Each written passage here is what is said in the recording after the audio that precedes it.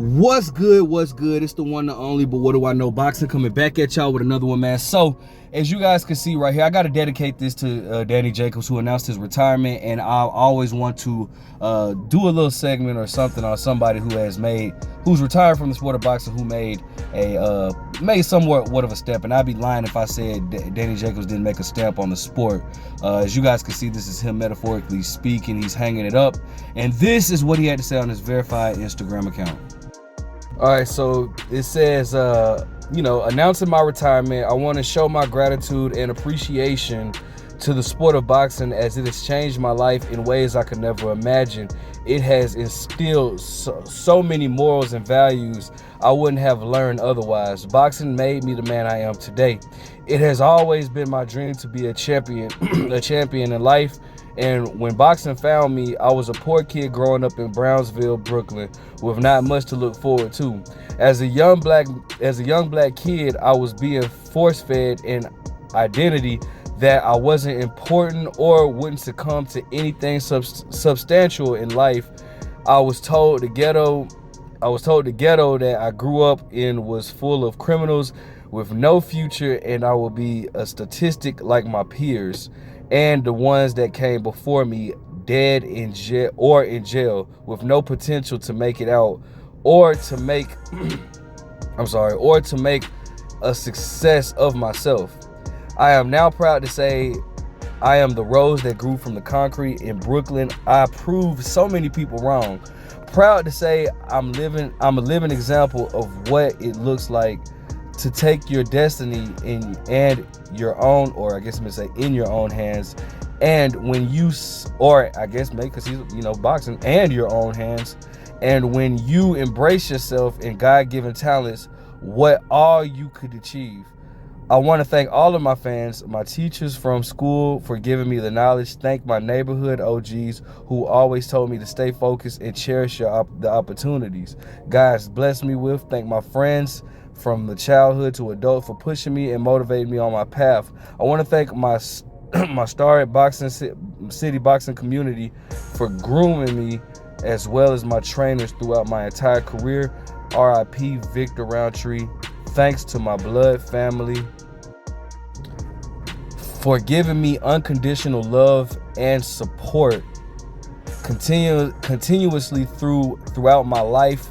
Thank you to my son Nathaniel for being the reason I fight and the reason I live, my biggest motivator and the reason why I do all that I do. I'm so blessed to have you as a son. Through the ups and downs, inside and out of the ring, I have managed to become a 2-time world champion, and I'm able to say that I'm the first cancer survivor to become a boxing world champion, the biggest accomplishment I could ever achieve. Being able to inspire others with my story has always made me feel like my life meant more than just fighting inside the ring. A true miracle, man. Job well done. Hashtag humble, hashtag meet, hashtag Team Jacobs. With that being said, man, I really hope that you enjoy your retirement. Well deserved, Danny Jacobs. Danny Jacobs. I'm gonna do a separate. I'm gonna do a separate video on what I think about Danny Jacobs. Shane Mosley Jr., who recently beat Danny Jacobs. That's what it's time for you to retire, when he let Shane Mosley Jr. beat him. And that's not no hating on Shane Mosley Jr. I've watched Shane Mosley Jr. It seemed like for a long time, him being with his dad and all that.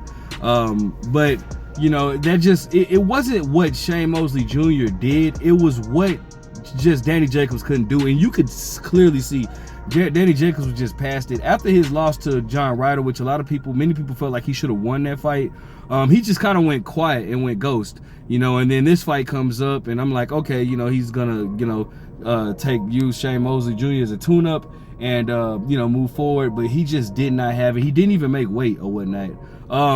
This is what Shane Mosley Jr. had to say. Let's go ahead and speak on that.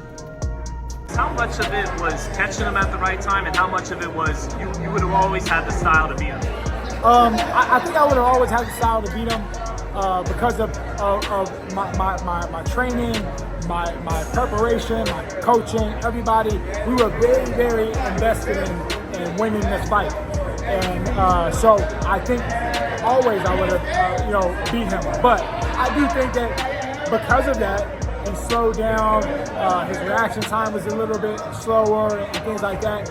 And, maybe not be able to compete as he would have. You know what I mean? But at the end of the day, I feel like I would have beat him no matter. Right now, like we're seeing LeBron James' son. Yeah. Now it's super funny to see interview with Shane Mosley Jr. because, bro, not only does he look just like his dad, he sounds just like his dad, bro. Like they sound alike, bro. That's crazy.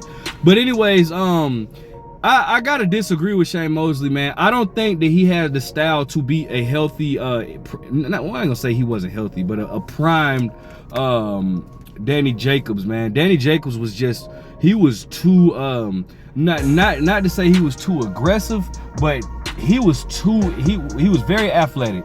A lot more athletic than what we seen. Reflex were a lot sharper. Like, imagine the Danny Jacobs that was in there with Triple G versus versus Shane Mosley Jr. Now, I'm not saying that he would have knocked Shane Mosley Jr. out, because it appears that Shane Mosley Jr. has the chin of his father.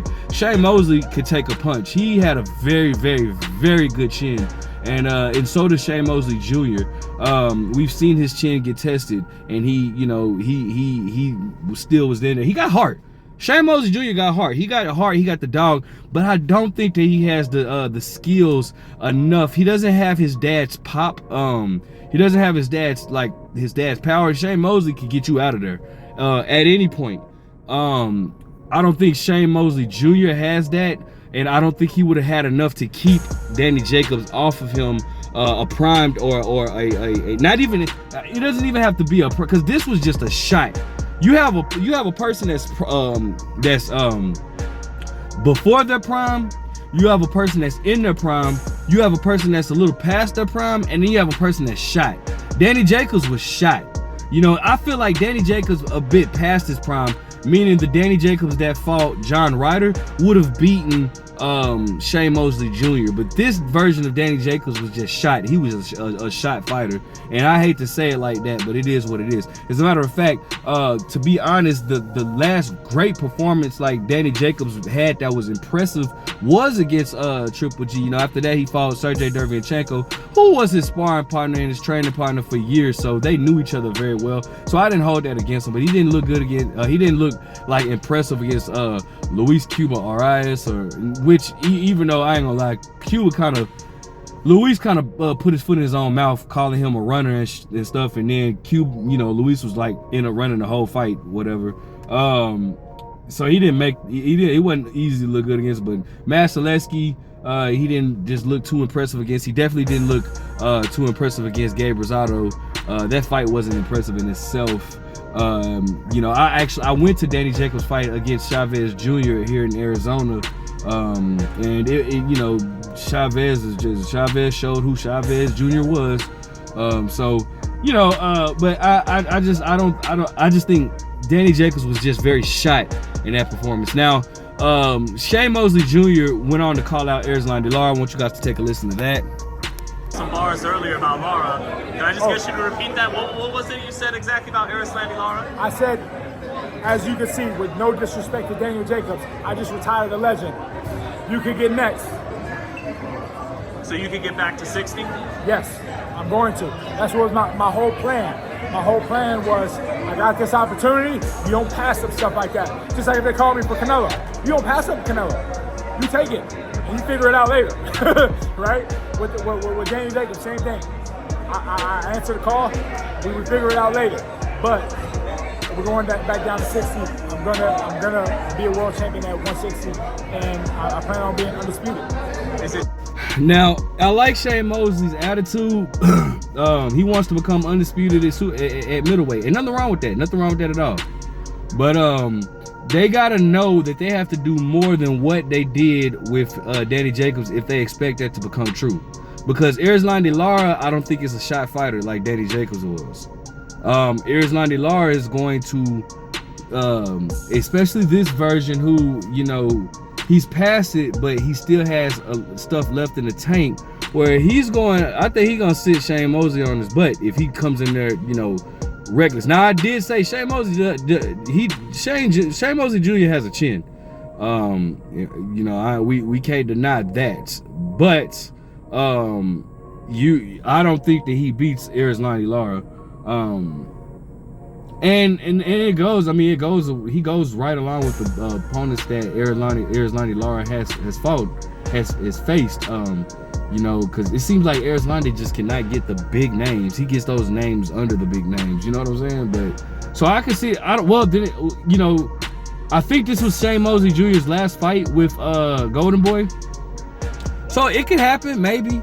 I thought Lara was supposed to fight Danny Garcia. Don't know what happened with that. But it's a fight that can happen. I wouldn't be surprised. I wouldn't be surprised at all if they make this fight. But I just don't think that Shane Mosley Jr. is ready for it. But I say that, but the man is 33 years old. He has to fight him. You know what I'm saying? Like